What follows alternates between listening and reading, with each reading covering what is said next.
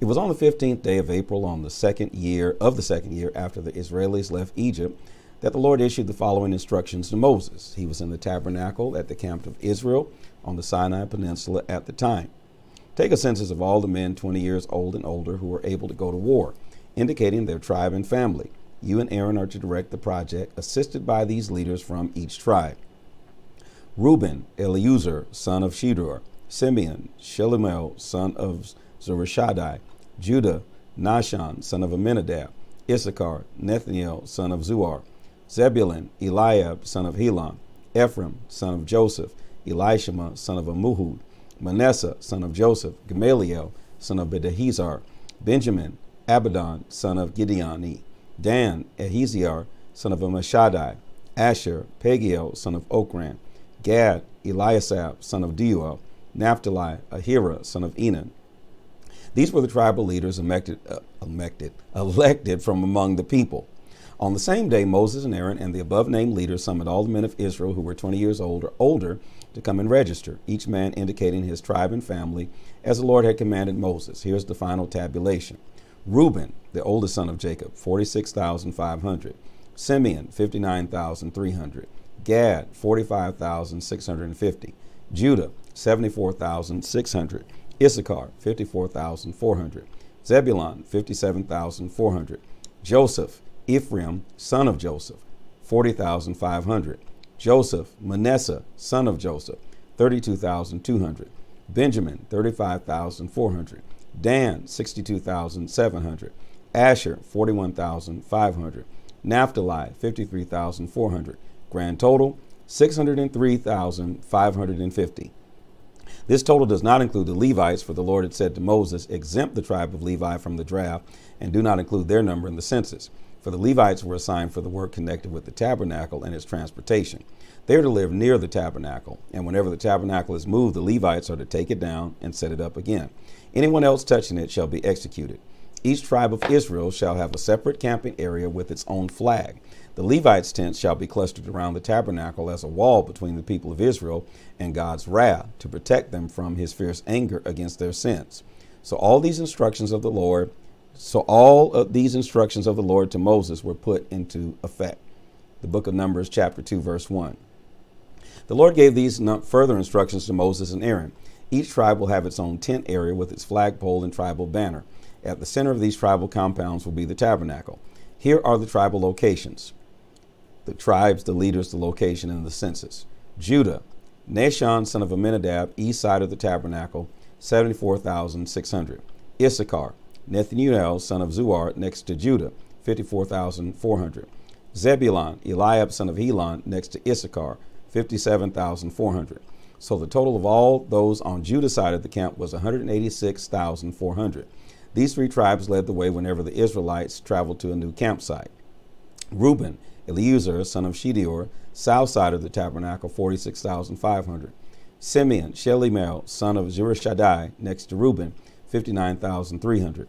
Gad, Eliasaph, son of Reuel, next to Simeon, 45,650. So the total of the Reuben side of the camp was 151,450. These three tribes were next in line whenever the Israelis traveled. Next in line of the march was the tabernacle with the Levites. When traveling, each tribe stayed together under its own flag, just as each was separate from the others in camp. Ephraim, Elishama, son of Ammihud, west side of the tabernacle, 40,500. Manasseh, Gamaliel, son of Bedahizar, next to Ephraim, 32,200. Benjamin, Abidan, son of Gideoni, next to Manasseh, 35,400. So the total on the Ephraim side of the camp was 108,100, and they were next in the line of the march. Dan, Ahaziar, son of Ammishaddai, north side of the tabernacle, 62,700. Asher, Pagiel, son of Okran, next to Dan, 41,500. Naphtali, Ahira, son of Enan, next to Asher, 53,400. So the total on Dan's side of the camp was 157,600. They brought up the rear whenever Israel traveled. In summary, the armies of Israel total 603,550, not including the Levites who were exempted by Jehovah's commandment to Moses. So the people of Israel set up their camps, each tribe under its own banner, in the locations indicated by the Lord to Moses. Numbers chapter 3, verse 1. At the time when the Lord spoke to Moses on Mount Sinai, Aaron's sons were Nadab, his oldest, Abihu, Eleazar, Ithamar. All were anointed as priests and set apart to minister at the tabernacle. But Nadab and Abihu died before the Lord in the wilderness of Sinai when they used unholy fire. And since they had no children, this left only Eleazar and Ithamar to assist their father Aaron. Then the Lord said to Moses, summon the tribe of Levi and present them to Aaron as his assistants. They will follow his instructions and perform the sacred duties of the tabernacle on behalf of all the people of Israel, for they are assigned to him as representatives of all the people of Israel. They are in charge of all the furnishings and maintenance of the tabernacle. However, only Aaron and his sons may carry out the duties of the priesthood. Anyone else who presumes to assume this office shall be executed. And the Lord said to Moses, I have accepted the Levites in substitution for all the oldest sons of the people of Israel. The Levites are mine in exchange for all the oldest sons. From the day I killed all the oldest sons of the Egyptians, I took for myself all the firstborn in Israel, of both men and animals. They are mine. I am Jehovah. The Lord now spoke again to Moses at the Sinai Peninsula, telling him, take a census of the tribe of Levi, indicating each person's clan. Count every male down to 1 month old. So Moses did.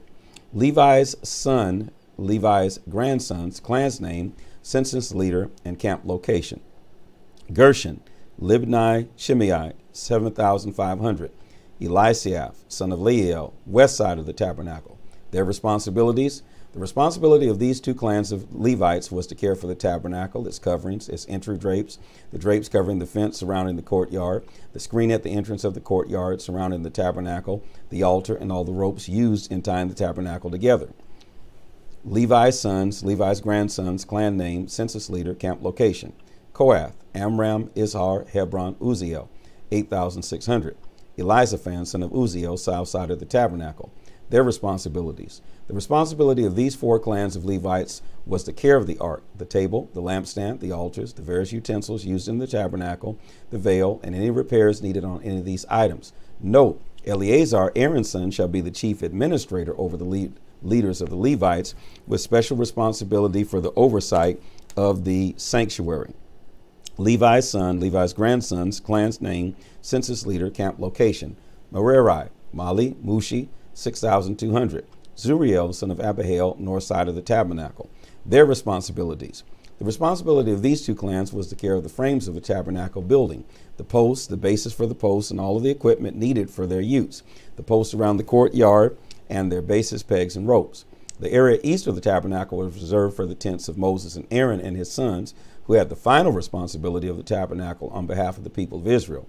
Anyone who was not a priest or Levite but came into the tabernacle was to be executed. So all the Levites, as numbered by Moses and Aaron at the command of the Lord, were 22,000 males, 1 month old and older. Then the Lord said to Moses, now take a census of all the eldest sons in Israel who are 1 month old and older, and register each name. The Levite shall be mine, I am Jehovah, as the substitute for the eldest sons of Israel. And the Levites' cattle are mine, as substitute for the firstborn cattle of the whole nation. So Moses took a census of the eldest sons of the people of Israel, as the Lord had commanded, and found the number of the eldest sons 1 month old and older to be 22,273. Now the Lord said to Moses, give me the Levites instead of the eldest sons of the people of Israel, and give me the cattle of the Levites instead of the firstborn cattle of the people of Israel. Yes, the Levites shall be mine, I am Jehovah, to redeem the 273 eldest sons in excess of the number of the Levites. Pay $5 for each one to Aaron and his sons. So Moses received redemption money for the 273 eldest sons of Israel who were in excess of the number of Levites. All the others were redeemed because the Levites had been given to the Lord in their place. The money collected came to a total of $1,365, literally 1,365 shekels after the shekel of the sanctuary. And Moses gave it to Aaron and his sons as the Lord had commanded. The book of Numbers, chapter 4, verse 1. Then the Lord said to Moses and Aaron, take a census of the Kohath division of the Levite tribe. This census will be of all the males from ages 30 to 50 who are able to work in the tabernacle. These are their sacred duties. When the camp moves, Aaron and his sons will enter the tabernacle first and take down the veil and cover the ark with it. Then they will cover the veil with goatskin leather, cover the goatskins with a blue cloth, and place the carrying poles of the ark in their rings. Now they must spread a blue cloth over the table where the bread of the presence is displayed, and place dishes, spoons, bowls, cups, and the bread upon the cloth. They will spread a scarlet cloth over that, and finally a covering of goatskin leather on top of the scarlet cloth. Then they shall insert the carrying poles into the table. Now they must cover with a blue cloth the lampstand, the lamps, the snuffers, trays, and the reservoir of olive oil. This entire group of objects shall then be covered with goatskin leather, and the bundle shall be placed upon a carrying frame. Then they must spread a blue cloth over the gold altar, cover it with a covering of goatskin leather, and insert the carrying poles into the altar. All of the remaining utensils of the tabernacle are to be wrapped in the blue cloth, covered with goatskin leather, and placed on the carrying frame. The ashes are to be removed from the altar, and the altar shall be covered with a purple cloth. All of the altar utensils are to be placed upon the cloth: the fire pans, hooks, shovels, basins, and other containers, and a cover of goatskin leather will be spread over them. Finally, the carrying poles are to be put in place. When Aaron and his sons have finished packing the sanctuary and all the utensils, the clan of Kohath shall come and carry the units to wherever the camp is traveling. But they must not touch the holy items lest they die. This then is the sacred work of the sons of Kohath. Aaron's son Eleazar shall be responsible for the oil for the light, the sweet incense, the daily grain offering, and the anointing oil. In fact, the supervision of the entire tabernacle and everything in it will be his responsibility. Then the Lord said to Moses and Aaron, "Don't let the families of the Kohath destroy themselves. This is what you must do so that they will not die when they carry the most holy things. Aaron and his sons shall go in with them and point out what each is to carry. Otherwise, they must never enter into the sanctuary for even a moment, lest they look at the sacred objects there and die." And the Lord said to Moses, "Take a census of the Gershonite division of the tribe of Levi, all of the men between the ages of 30 and 50 who are eligible for the sacred work of the tabernacle. These will be their duties. They will carry the curtains of the tabernacle itself with its coverings, the goatskin leather roof, and the curtain for the tabernacle entrance. They are also to carry the drapes covering the courtyard fence and the curtain across the entrance to the courtyard that surrounds the altar in the tabernacle. They will also carry the altar, the ropes, and all of the accessories. They are fully responsible for the transportation of these items. Aaron or any of his sons may assign the Gershonite task to them, but the Gershonites will be directly responsible to Aaron's son Ithamar. Now take a census of the Merari division of the Levite tribe, all of the men from 30 to 50 who are eligible for the tabernacle service. When the tabernacle is moved, they are to carry the frames of the tabernacle, the bars, and the bases. The frames for the courtyard fence with their bases, pegs, cords, and everything else connected with their use and repair. Assign duties to each man by name. The Merari division will also report to Aaron's son Ithamar. So Moses and Aaron and the other leaders took a census of the Kohath division, including all of the men 30 to 50 years age who were eligible for the tabernacle service, and found that the total number was 2,750. All of this was done to carry out the Lord's instructions to Moses. A similar census of the Gershon division totaled 2,630, and of the Merari division 3,200. Thus Moses and Aaron and the leaders of Israel found that the total of all Levites who were 30 to 50 years old and who were eligible for the tabernacle service and transportation was 8,580. This census was taken in response to the Lord's instructions to Moses. Numbers chapter 5, verse 1. These are further instructions from the Lord to Moses. Inform the people of Israel that they must expel all lepers from the camp and all who have open sores or who have been defiled by touching a dead person. This applies to men and women alike. Remove them so that they will not defile the camp where I live among you. These instructions were put into effect. Then the Lord said to Moses, "Tell the people of Israel that when anyone, man or woman, betrays the Lord by betraying a trust, it is a sin. He must confess his sin and make full repayment for what he has stolen, adding 20% and returning it to the person he took it from. But if the person he wronged is dead and there is no near relative to whom the payment can be made, it must be given to the priest along with the lamb for atonement. When the people of Israel bring a gift to the Lord, it shall go to the priest." And the Lord said to Moses, "Tell the people of Israel that if a man's wife commits adultery, but there is no proof, there being no witness, and he is jealous and suspicious, the man shall bring his wife to the priest with an offering for her of 1/10 of a bushel of barley meal without oil or frankincense mingled with it. For it is a suspicion offering to bring out the truth as to whether or not she is guilty. The priest shall bring her before the Lord and take holy water in a clay jar and mix into it dust from the floor of the tabernacle. He shall unbind her hair and place the suspicion offering in her hands to determine whether or not her husband's suspicions are justified. The priest shall stand before her holding the jar of bitter water that brings a curse. He shall require her to swear that she is innocent. And then he shall say to her, if no man has slept with you except your husband, be free from the effects of this bitter water that causes the curse. But if you have committed adultery, then Jehovah shall make you a curse among your people, for he will make your thigh rot away and your body swell. Jesus. And the woman shall be required to say, yes, let it be so. Then the priest shall write these curses in the book and wash them off into the bitter water. When he requires the woman to drink the water, it becomes bitter within her if she is guilty. Then the priest shall take the suspicion offering from the woman's hands and wave it before Jehovah and carry it to the altar. He shall take a handful representing all of it and burn the handful upon the altar, then require the woman to drink the water.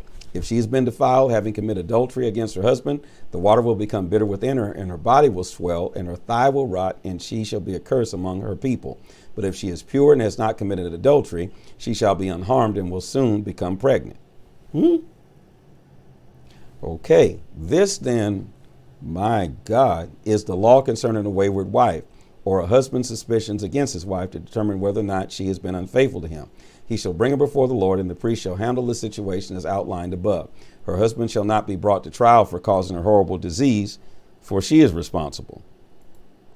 I see now. Numbers chapter 6, verse 1. The Lord gave Moses these further instructions for the people of Israel. When either a man or woman takes a special vow of a Nazirite, consecrating himself to the Lord in a special way, he must not thereafter, during the entire period of his special consecration to the Lord, taste strong drink or wine, or even fresh wine, grape juice, grapes, or raisins. He may eat nothing that comes from grapevines, not even the seeds or the skins. Throughout that time, he must never cut his hair, for he is holy and consecrated to the Lord. That is why he must let his hair grow. And he may not go near any dead body during the entire period of his vow, even if it is the body of his father, mother, brother, or sister, for his vow of consecration remains in effect, and he is consecrated to the Lord throughout the entire period. If he is defiled by having someone fall dead besides him, then 7 days later he shall shave his defiled head. He will then be cleansed from the contamination of being in the presence of death.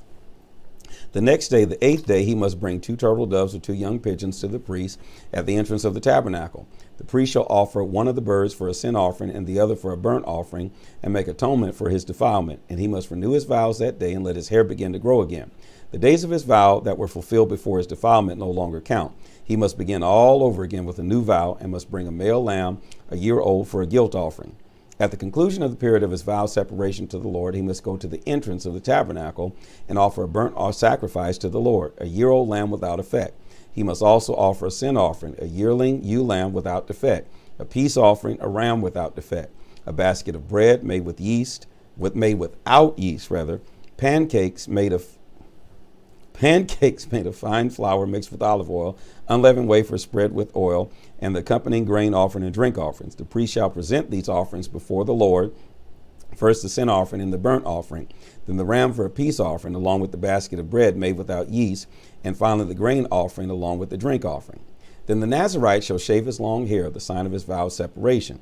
This shall be done at the entrance of the tabernacle, after which the hair shall be put in the fire under the peace offering sacrifice. After the man's head has been shaved, the priest shall take the roasted shoulder of the lamb, one of the pancakes made without yeast, and one of the wafers also made without yeast, and put them all into the man's hands. The priest shall then wave it all back and forth before the Lord in a gesture of offering. All of it is a holy portion for the priest, as are the rib piece and shoulder that were waved before the Lord. After that, the Nazirite may again drink wine, for he is freed from his vow. These are the regulations concerning the Nazirite and sacrifices at the conclusion of his period of special dedication. In addition to these sacrifices, he must bring any further offering he promised at the time he took his vow to become a Nazirite. Now the Lord said to Moses, tell Aaron and his sons that they are to give this special blessing to the people of Israel. May the Lord bless you and protect you. May the Lord's face radiate with you because of you. May he be gracious to you, show you his favor, and give you his peace. And this is how Aaron and his sons shall call down my blessings upon the people of Israel, and I myself will personally bless them. The book of Numbers chapter 7. Moses anointed and sanctified each part of the tabernacle, including the altar and its utensils, on the day he finished setting it up. Then the leaders of Israel, the chief of the tribes, the men who had organized the census, brought their offerings. They brought 6 covered wagons, each drawn by 2 oxen, a wagon for every 2 leaders and an ox for each one, and they presented them to the Lord in front of the tabernacle. Accept their gifts, the Lord told Moses, and use these wagons for the work of the tabernacle. Give them to the Levites for whatever needs they may have. So Moses presented the wagons and the oxen to the Levites. 2 wagons and 4 oxen were given to the Gershon division for their use, and 4 wagons and 8 oxen were given to the Merari division, which was under the leadership of Ithamar, Aaron's son. None of the wagons or teams was given to the Kohath division, for they are required to carry their portion of the tabernacle upon their shoulders. The leaders also presented dedication gifts on the day the altar was anointed, placing them before the altar. The Lord said to Moses, "Let each of them bring his gift on a different day for the dedication of the altar." So Nahshon, son of Amminadab of the tribe of Judah, brought his gift the first day.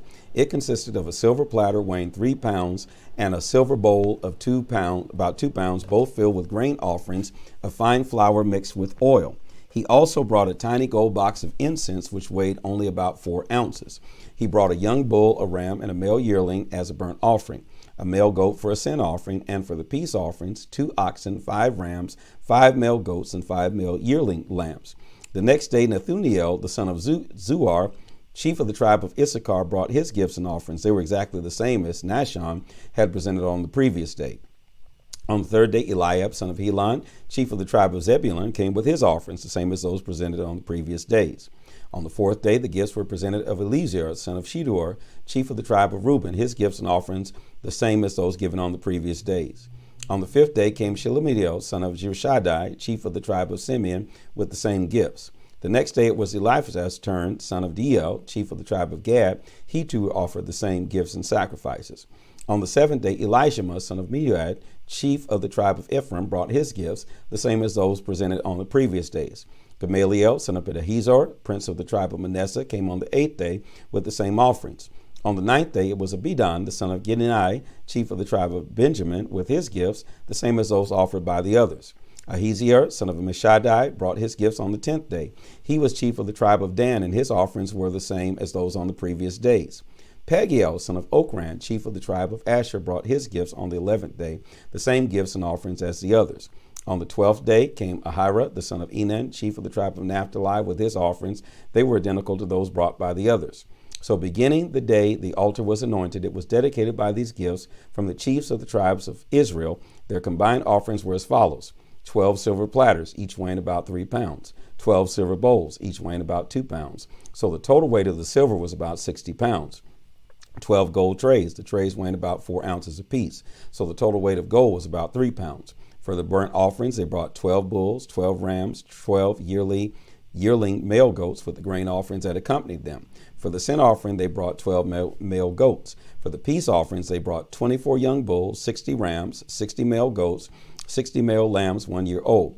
When Moses went into the tabernacle to speak with God, he heard the voice speaking to him from above the place of mercy over the ark, between the statues of the 2 guardian angels. Numbers chapter 8, verse 1.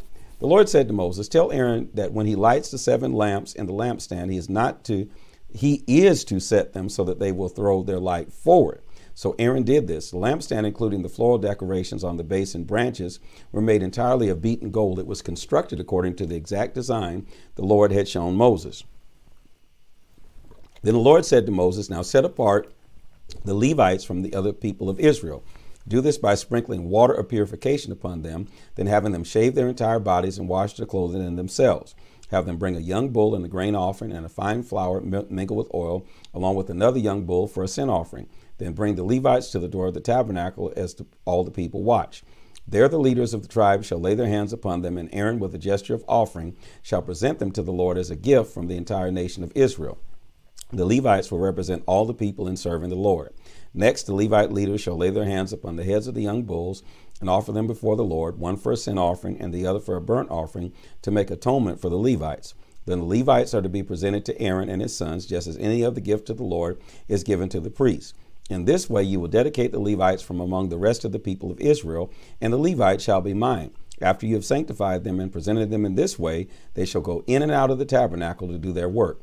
They are mine from among all the people of Israel, and I have accepted them in place of all the firstborn children of the Israelites. I have taken the Levites as their substitutes. For all the firstborn among the people of Israel are mine, both men and animals. I claimed them for myself the night I killed all the firstborn Egyptians.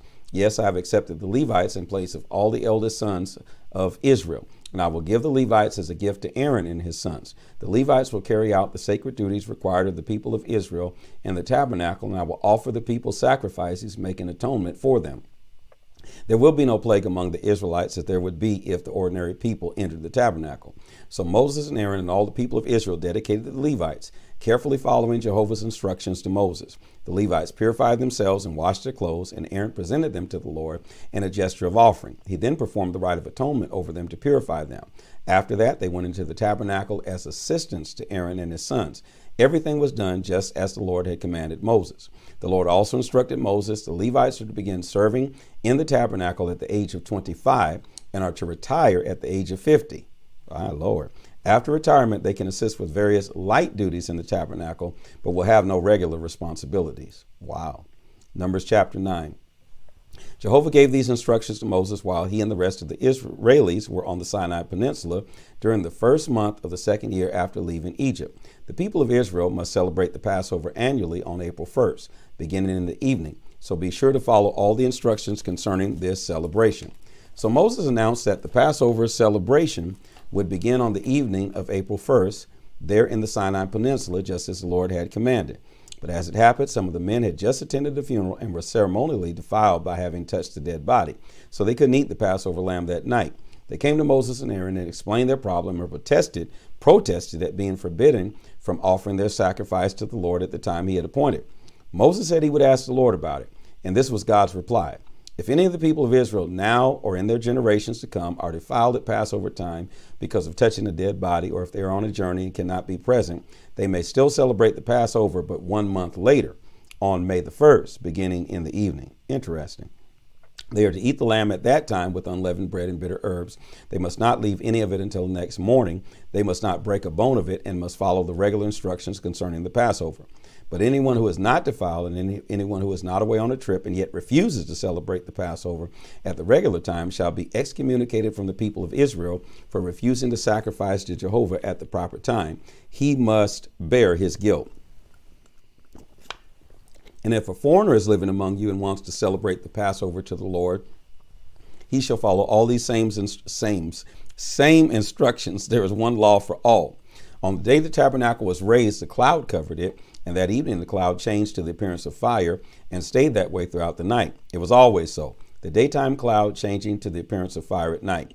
When the cloud lifted, the people of Israel moved on to wherever it stopped and camped there. In this way, they journeyed at the command of the Lord and stopped where he told them to, then remained there as long as the cloud stayed. If it stayed a long time, then they stayed a long time. But if it stayed only a few days, then they remained only a few days. For so the Lord had instructed them. Sometimes the fire cloud stayed only during the night and moved on the next morning. But day or night, when it moved, the people broke camp and followed. If a cloud stayed above the tabernacle 2 days, a month, or a year, that is how long the people of Israel stayed. But as soon as it moved, they moved. So it was that they camped or traveled at the commandment of the Lord, and whatever the Lord told Moses that they should do, they did. Numbers chapter 10, verse 1. Now the Lord said to Moses, make 2 trumpets of beaten silver to be used for summoning the people to assemble and for signaling the breaking of camp. When both trumpets are blown, the people will know that they are to gather at the entrance of the tabernacle. But if only one is blown, then only the chiefs of the tribes of Israel shall come to you. Different trumpet blasts will be necessary to distinguish between the summons to assemble and the signal to break camp and move onward. When the travel signal is blown, the tribes camped on the east side of the tabernacle shall leave first. At the second signal, the tribes on the south shall go. Only the priests are permitted to blow the trumpets. This is a permanent instruction to be followed from generation to generation. When you arrive in the promised land and go to war against your enemies, God will hear you and save you from your enemies when you sound the alarm with these trumpets. Use the trumpets in times of gladness, too, blowing them at your annual festivals and at the beginning of each month to rejoice over your burnt offerings and peace offerings. And God will be reminded of his covenant with you, for I am Jehovah, your God. The cloud lifted from the tabernacle on the 20th day of the second month of the second year of Israel's leaving Egypt. So the Israelites left the wilderness of Sinai and followed the cloud until it stopped in the wilderness of Paran. This was their first journey after having received the Lord's travel instructions to Moses. At the head of the march was the tribe of Levi, grouped behind its flag and led by Nahshon, son of Amminadab. Next came the tribe of Issachar, led by Nethaneel, son of Zuar, and the tribe of Zebulun, led by Eliab, the son of Helon. The tabernacle was taken down, and the men of Gershon and Merari divisions of the tribe of Levi were next in line of the march, carrying the tabernacle upon their shoulders. Then came the flag of the camp of Reuben, with Eleazar, the son of Shedeur, leading his people. Next was the tribe of Simeon, headed by Shelumiel, son of Jehoshadai, and the tribe of Gad, led by Eliasaph, son of Deuel. Next came the Kohathites, carrying the items from the inner sanctuary. The tabernacle was already erected in its new location by the time they arrived. That's smart. Next in line was the tribe of Ephraim behind its flag, led by Elishama, the son of Minadab, and the tribe of Manasseh, led by Gamaliel, the son of Pedahizar, and the tribe of Benjamin, led by Abidan, the son of Gidnai. Last of all were the tribes headed by the flag of the tribe of Dan, under the leadership of Eleazar, the son of Ammishaddai, the tribe of Asher, led by Pagiel, the son of Okran, and the tribe of Naphtali, led by Ahira, the son of Enan. That was the order in which the tribes traveled. One day Moses said to his brother-in-law, Hobab, son of Reuel, the Midianite, "At last we are on our way to the promised land. Come with us, and we will do you good, for the Lord has given wonderful promises to Israel." But his brother-in-law replied, "No, I must return to my own land and kinfolk." "Stay with us," Moses pleaded, "for you know the ways of the wilderness and will be a great help to us. If you come, you will share in all the good things the Lord does for us." They traveled for 3 days after leaving Mount Sinai with the ark at the front of the column to choose a place for them to stop. It was daytime when they left, with the cloud moving along ahead of them as they began to march. As the ark was carried forward, Moses cried out, "Arise, O Lord, and scatter your enemies, and let them flee before you." And when the ark was set down, he said, "Return, O Lord, to the millions of Israel." Numbers chapter 11, verse 1. The people were soon complaining about all of their misfortunes, and the Lord heard them. His anger flared out against them because of their complaints. So the fire of the Lord began destroying those at the far end of the camp. They screamed to Moses for help, and when he prayed for them, the fire stopped. Ever after, the area was known as the place of burning, because the fire from the Lord burned among them there. Then the Egyptians who had come with them began to long for the good things of Egypt. That's interesting. This added to the discontent of the people of Israel, and they wept. "Oh, for a few bites of meat. Oh, that we had some of the delicious fish." I guess that would be something to miss. "Oh, that we had some of the delicious fish we enjoyed so much in Egypt, and the wonderful cucumbers and melons and leeks and onions and garlic. But now our strength is gone, and day after day we have to face this manna." The manna was the size of small seeds. Lord have mercy. We want some fish. The manna was the size of small fish seeds, whitish yellow in color. The people gathered it from the ground and pounded it into flour, then boiled it, then made pancakes from it. They tasted like pancakes fried in vegetable oil. The manna fell with the dew during the night. Lord, the saints are tired of pancakes and want some fish. Moses heard all these families standing around their tent doors weeping, and the anger of the Lord grew hot. Moses, too, was highly displeased. Moses said to the Lord, "Why pick on me and give me the burden of a people like this? Are they my children? Am I their father? Is that why you have given me the job of nursing them along like babies until we get to the land you promised their ancestors? Where am I supposed to get meat for all these people? For they weep to me, saying, 'Give us meat.' I can't carry this nation by myself. The load is far too heavy. If you're going to treat me like this, please kill me right now." Jesus, it will be kindness. Let me out of this impossible situation. Wow. Then the Lord said to Moses, "Summon before me 70 of the leaders of Israel. Bring them to the tabernacle to stand there with you. I will come down and talk with you there, and I will take of the spirit which is on you and will put it on them also. They shall bear the burden of the people along with you, so that you will not have the task alone.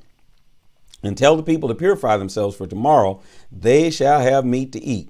Tell them, the Lord has heard your tearful complaints about all you left behind in Egypt, and he's going to give you meat.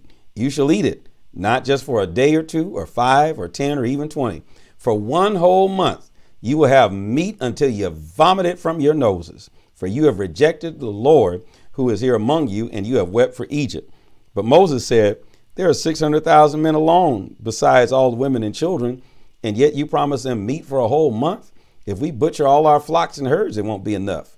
We would have to catch every fish in the ocean to fulfill your promise." Then the Lord said to Moses, "When did I become weak?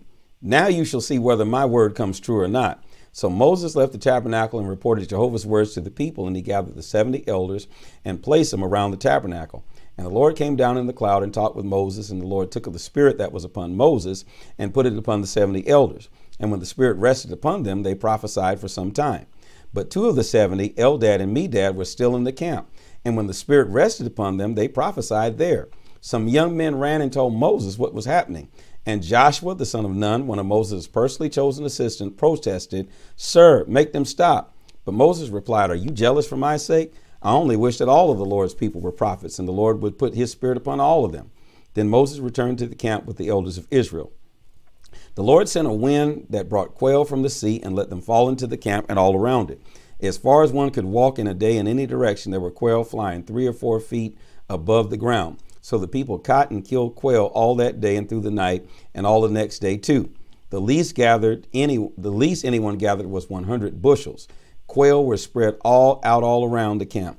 But as everyone began eating the meat, the anger of the Lord rose against the people, and he killed large numbers of them with the plague. So the name of that place was called the place of the graves caused by lust, because they buried the people there who had lusted for meat and for Egypt. And from that place they journeyed to Hazeroth, where they stayed a while. Numbers chapter 12, verse 1. One day Miriam and Aaron were criticizing Moses because of his wife was a Cushite woman. And they said, has the Lord spoken only through Moses? Hasn't he spoken through us too? But the Lord heard them. Immediately he summoned Moses, Aaron, and Miriam to the tabernacle. Come here, you three, he commanded. So they stood before the Lord. Now Moses was the humblest man on the earth. Then the Lord descended in the cloud and stood at the entrance of the tabernacle. Aaron and Miriam, step forward, he commanded, and they did. And the Lord said to them, even with a prophet I would communicate by visions and dreams, but that is not how I communicate with my servant Moses. He is completely at home in my house. With him I speak face to face, and he shall see the very form of God. Why then were you not afraid to criticize him? Then the anger of the Lord grew hot against him, and he departed. As the cloud moved from above the tabernacle, Miriam suddenly became white with leprosy. When Aaron saw what had happened, he cried out to Moses, "Oh, sir, do not punish us for this sin. We were fools to do such a thing. Don't let her be as one dead, whose body is half rotted away at birth." And Moses cried out to the Lord, "Heal her, O God, I beg you." And the Lord said to Moses, if her father had but spit in her face, she would be defiled 7 days. Let her be banished from the camp for 7 days, and after that she can come back again. So Miriam was excluded from the camp for 7 days, and the people waited until she was brought back in the camp before they traveled again. Afterwards, they left Hazeroth and camped in the wilderness of Paran. Man, that had to be something outside in the wilderness. Numbers 13. Jehovah now instructed Moses, send spies into the land of Canaan, the land I'm giving to Israel. Send one leader from each tribe. The Israelis were camped in the wilderness at Paran at the time. Moses did as the Lord had commanded and sent these 12 tribal leaders. Shemua, son of Sakkar, from the tribe of Reuben. Shaphat, son of Hori, from the tribe of Simeon. Caleb, son of Jephunneh, from the tribe of Judah. Igal, son of Joseph, from the tribe of Issachar. Hoshea, son of Nun, from the tribe of Ephraim. Paltai, son of Raphu, from the tribe of Benjamin. Gediel, son of Sodai, from the tribe of Zebulun. Gadai, son of Susai, from the tribe of Joseph, actually the half-tribe of Manasseh. Amiel, son of Gemalli, from the tribe of Dan. Sether, son of Michael, from the tribe of Asher. Nabi, son of Vophi, from the tribe of Naphtali. Geuel, son of Mikai, from the tribe of Gad. It was at that time Moses changed Hoshea's name to Joshua. Moses sent them out with these instructions. Go northward to the hill country of the Negeb and see what the land is like. See also what the people are like who live there, whether they are strong or weak, many or few, and whether the land is fertile or not, and what cities there are, and whether there are villages that are fortified, whether the land is rich or poor, and whether there are many trees. Don't be afraid, and bring back some samples of the crops you see. The first of the grapes were being harvested at that time. So they spied out the land all the way from the wilderness of Zin to Rehob near Hamath. Going northward, they passed first through the Negeb and arrived at Hebron. There they saw the Hamanites, Sishites, Talmites, all families descended from Anak. By the way, Hebron was very ancient, having been founded 7 years before Tanis in Egypt. Then they came to what is now known as the Valley of Eshcol, where they cut down a single cluster of grapes, so large that it took 2 of them to carry it on a pole between them. They also took some samples of the pomegranates and figs. The Israelis named the place Eshcol at that time, meaning cluster, because of the cluster of grapes they found. After 40 days of exploration, they returned from their tour. They made their report to Moses, Aaron, and all the people of Israel in the wilderness of Paran at Kadesh, and they showed the fruit that they had brought with them. This was their report. We arrived in the land you sent us to see, and it is indeed a magnificent country, a land flowing with milk and honey. Here are some of the fruit we have brought as proof.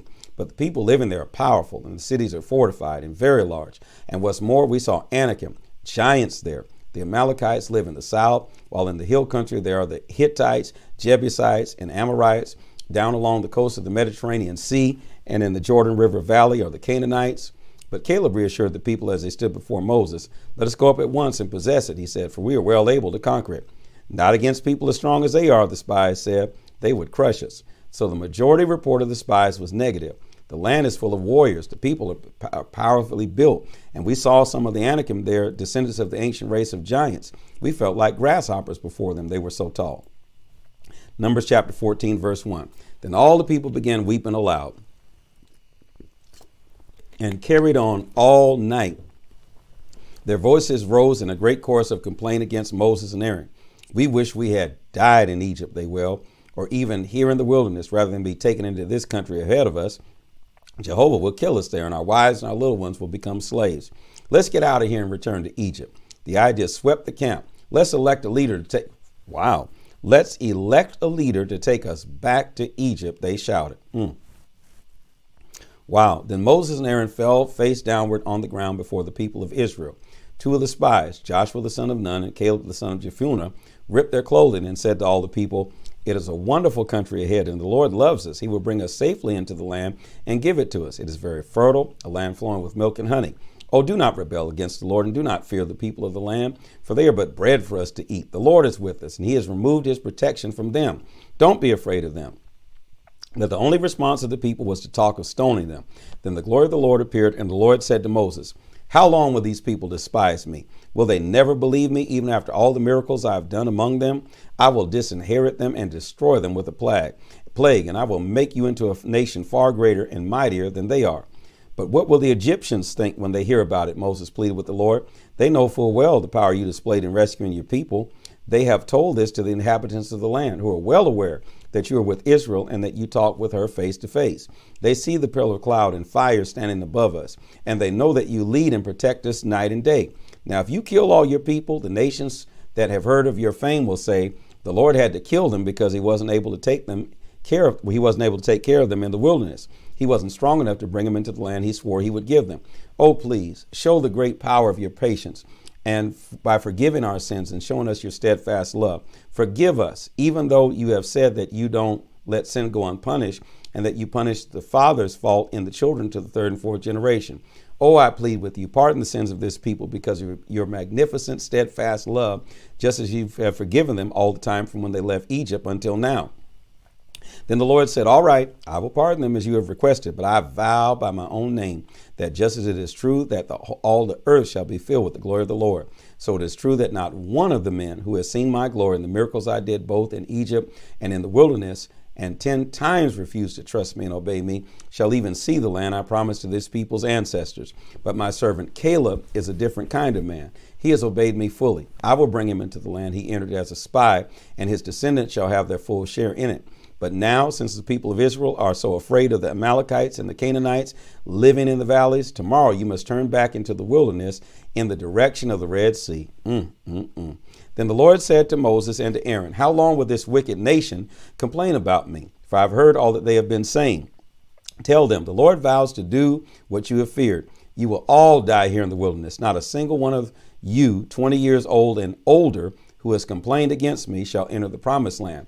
Only Caleb, son of Jephunneh, and Joshua, son of Nun, are permitted to enter. You said your children would become slaves of the people of the land. Well, instead I will bring them safely into the land, and they shall inherit what you have despised. But as for you, your dead bodies shall fall in this wilderness. You must wander in the desert like nomads for 40 years. In this way you will pay for your faithfulness until the last of you lies dead you will pay for your faithlessness until the last of you lies dead in the desert. Since the spies were in the land for 40 days, you must wander in the wilderness for 40 years. Woo! A year for each day, bearing the burden of your sins. I will teach you what it means to reject me. I, Jehovah, have spoken. Every one of you who has conspired against me shall die here in this wilderness." Then the 10 spies who had incited the rebellion against Jehovah by striking fear into the hearts of the people were struck dead before the Lord. Of all the spies, only Joshua and Caleb remained alive. What sorrow there was throughout the camp when Moses reported God's words to the people. They were up early the next morning and started toward the promised land. "Here we are," they said. "We realize that we have sinned, but now we're ready to go into the land that the Lord has promised us." But Moses said, "It's too late. Now you are disobeying the Lord's orders to return to the wilderness.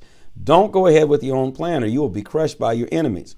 For the Lord is not with you. Don't you remember the Amalekites and the Canaanites there? You have deserted the Lord, and now he will desert you." But they went ahead into the hill country, despite the fact that neither the ark nor Moses left the camp. Then the Amalekites and the Canaanites who lived in the hills came down and attacked them and chased them to Hormah. Numbers 15. The Lord told Moses to give these instructions to the people of Israel. When your children finally live in the land I'm going to give them, and they want to please the Lord with the burnt offering or any other offering by fire, their sacrifice must be an animal from their flocks of sheep and goats, or from their herds of cattle. Each sacrifice, whether an ordinary one or a sacrifice to fulfill a vow or a freewill offering or a special sacrifice at any of the annual festivals, must be accompanied by a grain offering. If a lamb is being sacrificed, use 3 quarts of fine flour mixed with 3 pints of oil, accompanied by 3 pints of wine for a drink offering. If the sacrifice is a ram, use 6 quarts of fine flour mixed with 4 pints of oil, and 4 pints of wine for a drink offering. This will be a sacrifice that is a pleasing fragrance to the Lord. If the sacrifice is a young bull, then the grain offering accompanying it must consist of 9 quarts of fine flour mixed with 3 quarts of oil, plus 3 quarts of wine for the drink offering. This shall be offered by fire as a pleasing fragrance to the Lord. These are the instructions for what is to accompany each sacrificial bull, ram, lamb, or goat. These instructions apply both to native-born Israelis and to foreigners living among you who want to please the Lord with sacrifices offered by fire. For there is the same law for all, native-born or foreigner, and this shall be true forever from generation to generation. All are the same before the Lord. Yes, one law for all. The Lord also said to Moses at this time, instruct the people of Israel that when they arrive in the land that I'm going to give them, they must present to the Lord a sample of each year's new crops by making a loaf, using coarse flour from the first grain that is cut each year. The loaf must be waved back and forth before the altar in a gesture of offering before the Lord. It is an annual offering from your threshing floor and must be observed from generation to generation. If by mistake you or future generations fail to carry out all these regulations that the Lord has given you for over the years through Moses, then when you realize your error, they must offer 1 young bull for a burnt offering. It will be a pleasing odor before the Lord and must be offered along with the usual grain offering and drink offering, and 1 male goat for a sin offering. And the priest shall make atonement for all the people of Israel, and they shall be forgiven, for it was an error, and they have corrected it with their sacrifice made by fire before the Lord, and by their sin offering. All the people shall be forgiven, including the foreigners living among them, for the entire population is involved in such error and forgiveness. If the error is made by a single individual, then he shall sacrifice a 1-year-old female goat for a sin offering, and the priest shall make atonement for him before the Lord, and he shall be forgiven. The same law applies to individual foreigners who are living among you. But anyone who deliberately makes the mistake, whether he is a native Israeli or a foreigner, is blaspheming Jehovah and shall be cut off from among his people. For he has despised the commandment of the Lord and deliberately failed to obey his law. He must be executed and die in his sin. One day while the people of Israel were in the wilderness, one of them was caught gathering wood on the Sabbath day. He was arrested and taken before Moses and Aaron and the other judges. They jailed him until they could find the Lord's mind concerning him. Then the Lord said to Moses, this man must die. Wow. All the people shall stone him to death outside the camp. So they took him outside the camp and killed him as the Lord had commanded. The Lord said to Moses, tell the people of Israel to make tassels for the hems of their clothes. This is a permanent regulation from generation to generation, and to attach the tassels to their clothes with a blue cord. The purpose of this regulation is to remind you whenever you notice the tassels of the commandments of the Lord that you are to obey his laws instead of following your own desires and going your own ways as you used to in serving other gods. It will remind you to be holy to your God. For I am Jehovah your God who brought you out of the land of Egypt. Yes, I am the Lord your God. Numbers chapter 16, verse 1. One day, Korah, the son of Izhar, grandson of Kohath and a descendant of Levi, conspired with Dathan and Abiram, the sons of Eliab, and On, the son of Peleth, all 3 from the tribe of Reuben, to incite a rebellion against Moses. 250 popular leaders, all members of the assembly, were involved. They went to Moses and Aaron and said, we've had enough of your presumption. You are no better than anyone else. Woo! Everyone in Israel has been chosen of the Lord, and he's with all of us. What right do you have to put yourselves forward, claiming that we must obey you and acting as though you were greater than anyone else among all the people of the Lord? When Moses heard what they were saying, he fell face downward on the ground. Then he said to Korah and to those who were with him, in the morning the Lord will show you who are his and who is holy and whom he has chosen as his priests. Do this. You, Korah, and all those with you, take censers tomorrow and light them and put incense upon them before the Lord, and we will find out from whom the Lord has chosen. You are the presumptuous ones, you sons of Levi. Then Moses spoke again to Korah. Does it seem a small thing to you that the God of Israel has chosen you from among all the people of Israel to be near himself, as to work in the tabernacle of Jehovah and to stand before the people to minister to them? Is it nothing to you that he has given this task to only you Levites? And now are you demanding the priesthood also?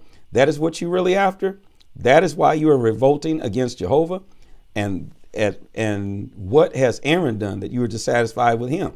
Then Moses summoned Dathan and Abiram, the sons of Eliab, but they refused to come. Woo. Is it a small thing they mimic, that you brought us out of lovely Egypt to kill us here in this terrible wilderness, and that now you want to make yourself our king? What's more, you haven't brought us into this wonderful country you promised, nor given us fields and vineyards. Whom are you trying to fool? We refuse to come. Then Moses was very angry and said to the Lord, do not accept their sacrifices. I've neither stolen so much as a donkey from them, and have not hurt one of them. And Moses said to Korah, come here tomorrow before the Lord with all your friends. Aaron will be here too.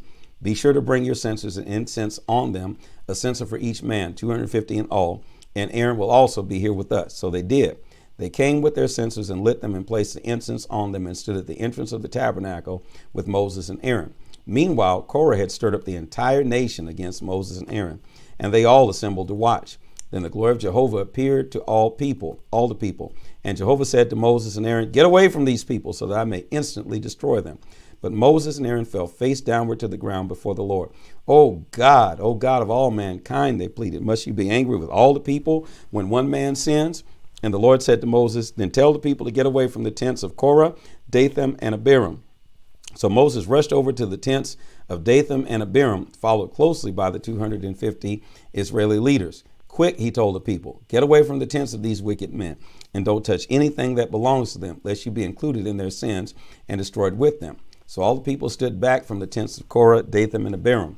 And Dathan and Abiram came out and stood at the entrance of their tents with their wives and sons and little ones.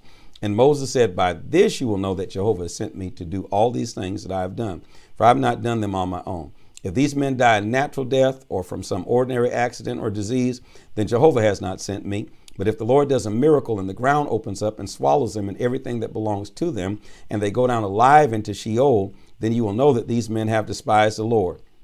He had hardly finished speaking the words when the ground suddenly split open beneath them, and a great fissure swallowed them up, along with their tents and families and the friends who were standing with them and everything they owned. So they went down alive into Sheol, and the earth closed upon them, and they perished. All the people of Israel fled at their screams, fearing that the earth would swallow them too. Then fire came down from Jehovah and burned up the 250 men who were offering incense. And the Lord said to Moses, tell Eleazar, the son of Aaron, and the priest to pull those censers from the fire, for they are holy, dedicated to the Lord. He must also scatter the burning incense from the censers of these men who have sinned at the cost of their lives. He shall then beat the metal into a sheet as a covering for the altar, and for the censers are holy because they were used before the Lord. And the altar sheet shall be a reminder of the people to the people of Israel. So Eleazar, the priest, took the 250 bronze censers and beat them out into a sheet of metal to cover the altar, to be a reminder to the people of Israel that no unauthorized person and no one who is not a descendant of Aaron may come before the Lord to burn incense, lest the same thing happen to him as happened to Korah and his associates. Thus the Lord's directions to Moses were carried out. But the very next morning, all the people began muttering again against Moses and Aaron, saying, you have killed the Lord's people. Soon a great sullen mob formed. Suddenly, as they looked toward the tabernacle, the cloud appeared, and the awesome glory of the Lord was seen. Moses and Aaron came and stood at the entrance of the tabernacle, and the Lord said to Moses, get away from these people so that I can instantly destroy them. But Moses and Aaron fell face downward to the earth before the Lord. Seems like you all need to just get out the way, let him do what he had to do. And Moses said to Aaron, quick, take a censer and place fire in it from the altar. Lay incense on it and carry it quickly among the people and make atonement for them. For God's anger has gone out among them. The plague has already begun. Aaron did as Moses had told him and ran among the people, for the plague had indeed already begun. And he put on the incense and made atonement for them. And he stood between the living and the dead, and the plague was stopped. But not before 14,700 people had died, in addition to those who had died the previous day with Korah. Then Aaron returned to Moses at the entrance of the tabernacle, and so the plague was stopped. This is